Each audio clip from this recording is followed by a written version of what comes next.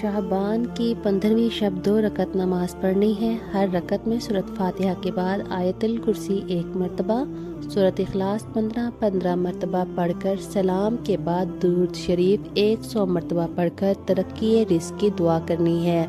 انشاءاللہ اس نماز کے باعث رزق میں ترقی ہو جائے گی۔ 15ویں شب ماہ شعبان 8 رکعت نماز 4 سلام سے پڑھنی ہے۔ ہر رکعت میں سورۃ فاتحہ کے بعد سورۃ قدر 1 مرتبہ، سورۃ اخلاص 25 مرتبہ پڑھنی ہے۔